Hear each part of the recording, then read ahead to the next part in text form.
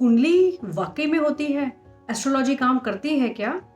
बहुत सारे ऐसे क्वेश्चंस हमारे दिमाग में आते हैं कि क्या एस्ट्रोलॉजी वाकई में है या सिर्फ एक ये प्रोफेशन बन के रह गया है।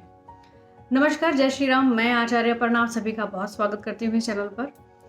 आप ज्योतिष जिज्ञासा फेसबुक पर हमें फॉलो कीजिए लाइव सेशंस के लिए और इस तरह की जानकारियों के लिए जो कई बार हमारे मन में जिज्ञासाओं के रूप में उभरती रहती है, जिसमें से कि आज एक विषय आज हम लेकर आपके सामने आए हैं।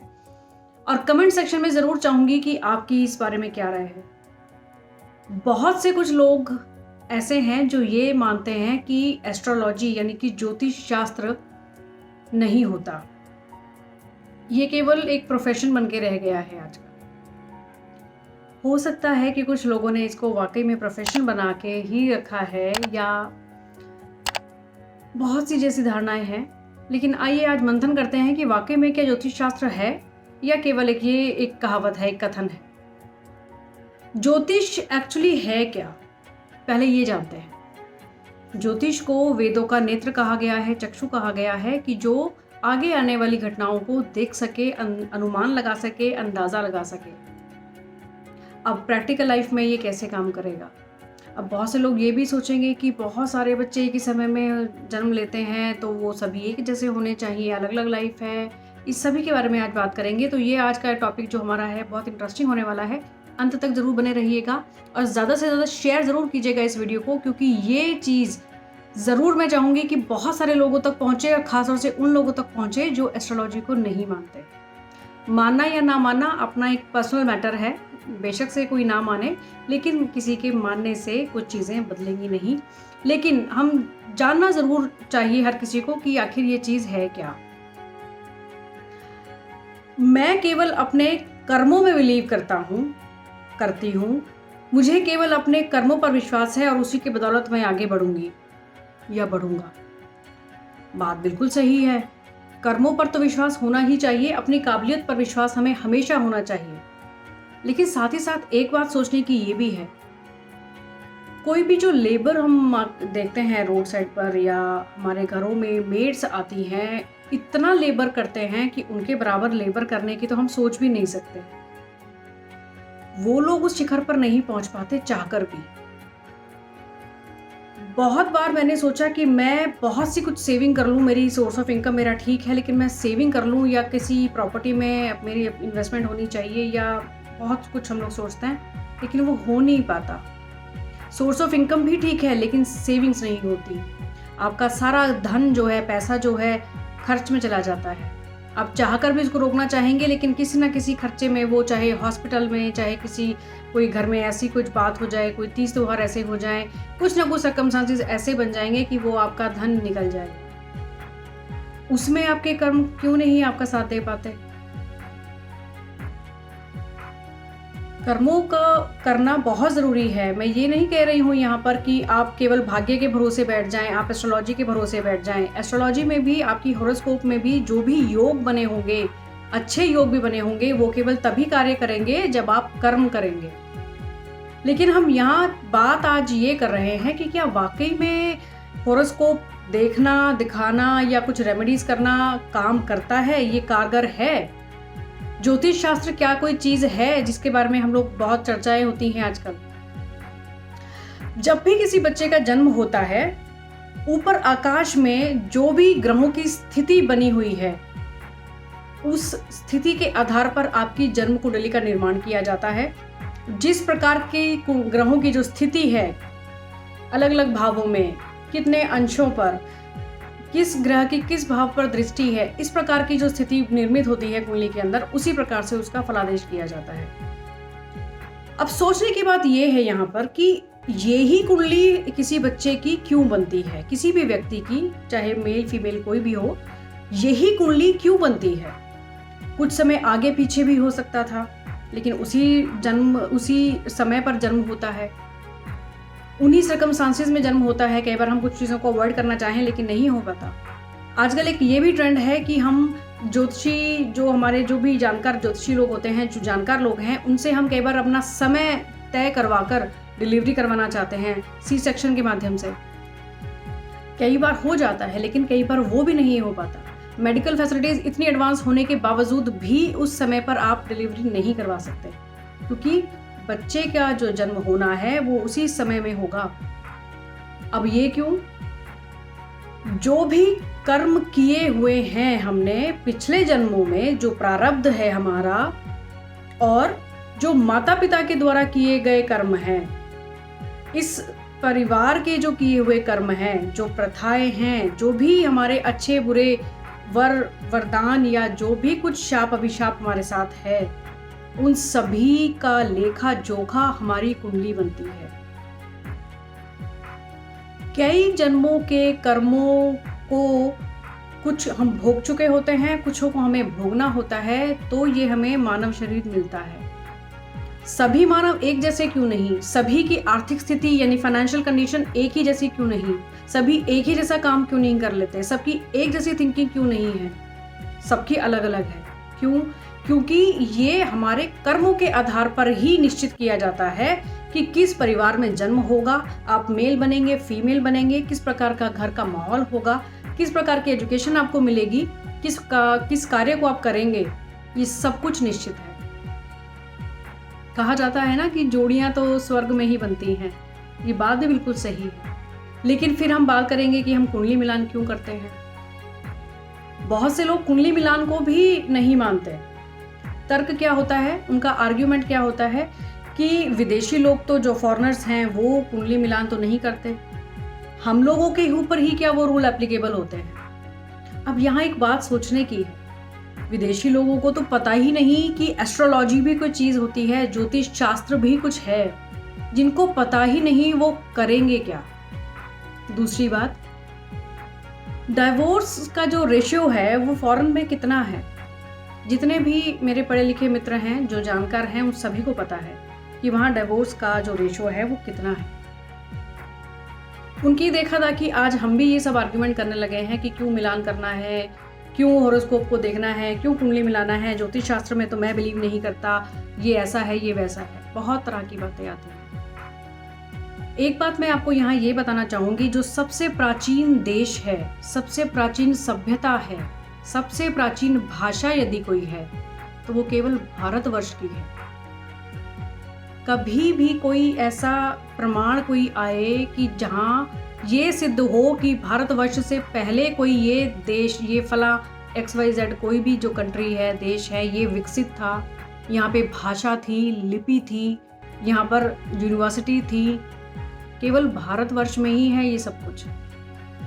आज इस कोरोना काल में हम सभी ने अपने ईश्वर को याद कर करके एक एक दिन गुजारा कि ये ना हो जाए, वो ना हो जाए, लेकिन इंडिया के अंदर ही सबसे ज़्यादा सिचुएशन संभली हुई थी।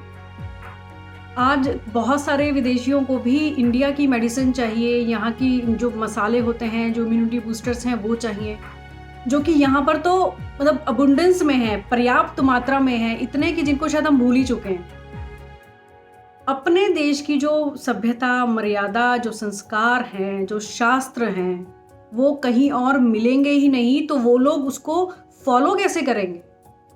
हमें पता है तो हम करते आ रहे हैं, उनको पता ही नहीं तो वो करते ही नहीं। लेकिन आजकल जो न्यू जनरेशन है, उनका तर्क ये है, उनका आर्ग्यूमेंट ये है कि वो लोग तो कुछ नहीं करते, तो उन पर क्या वो ग्रहों का इफेक्ट नहीं होता? सभी पर ग्रहों का इफेक्ट होता है। जब भी किसी बच्चे का जन्म इस धरती पर होता है, चाहे भारतवर्ष में हो, चाहे किसी भी दुनिया की कंट्री में हो, ग्रहों का इफेक्ट सबके ऊपर होता है। उन्होंने अगर अपनी कुंडली को बनवाया ही नहीं है तो वो प्रेडिक्शन क्या करवाएंगे, कोई रेमेडी क्या करेंगे? लेकिन एक बात और मैं आप सभी को बता दूं कि बहुत से फॉरेनर्स हैं जो कि अब ज्योतिष शास्त्र को फॉलो करते हैं, कुंडली मिलान भी करते हैं। बहुत सारी ऐसी रेमेडीज हैं जो वो लोग वहाँ के हिसाब से कर सकते हैं, तो वो परामर्श लेके वो करते हैं, पूजा पाठ भी करते हैं। हम केवल इंडियंस, हमें ऐसा लगने लगा है, कुछ को, सभी को नहीं, कुछ लोगों को ये लगने लगा है कि ये सब कुछ नहीं होता और विदेश में तो ये सब नहीं माना जाता, तो वो लोग तो सब खुश हैं। कितने लोग वहां पर कितने खुश हैं वो वही केवल जानते हैं। एस्ट्रोलॉजी का एक और उदाहरण, ज्वार भाटा हमने देखा है, टाइड्स को हम पढ़ते आ रहे हैं, साइंस में हमने बहुत बार पढ़ा है जिसका कारण है मून। चंद्रमा की वजह से समुद्र के अंदर ज्वार भाटा आता है। वो क्यों आता है? वो भी तो मून की तरंगों की वजह से ही आ रहा है ना। उसी तरह से बाकी ग्रहों की तरंगे भी हम पर इफेक्ट करती हैं। जैसे कि पिछले एक वीडियो में आपको मैंने ये बताया था कि किसी की भी कुंडली के अंदर किसी ग्रह का नीच का होने का मतलब क्या है, उसका क्या एग्जैक्ट मीनिंग है। मीन्स कि उस ग्रह से रिलेटेड तत्व हमारे अंदर कम है। ये मीनिंग हुआ कि कोई ग्रह हमारे कुंडली के अंदर नीच का बैठा है जिसका प्रभाव हमें कम मिलेगा। ये तो एक ऐसी विद्या है, एक ऐसी पद्धति है कि जो आपके प्रारब्ध को भी काटने की क्षमता रखती है। कैसे? आपने जिस भी प्रकार के कर्म किए हैं उसी प्रकार से ये जन्म मिला है, उसी प्रकार की आपकी हॉरोस्कोप यानी कि कुंडली बनी हुई है। अब उसमें सब कुछ अच्छा तो नहीं होगा, कुछ बुरा भी होगा। जैसे कोई दुर्योग लगा है, मीन्स विष योग बहुत बुरा कहा जाता है। पितृदोष है तो वो भी आपके किसी काम को सफल नहीं होने देता। यदि काल सर्प दोष बन गया है तो वो भी आपको सफलता नहीं लेने देगा, आप जितने मर्जी कर्म कर लीजिए। अब जब आप हॉरोस्कोप को दिखाएंगे किसी भी जानकार ज्योतिषी से, तो वो आपको इन सब दुर्योगों के बारे में बताएंगे कि ये नेगेटिव पॉइंट है, ये नेगेटिव पॉइंट है, इसके लिए आप ये रेमेडी कीजिए।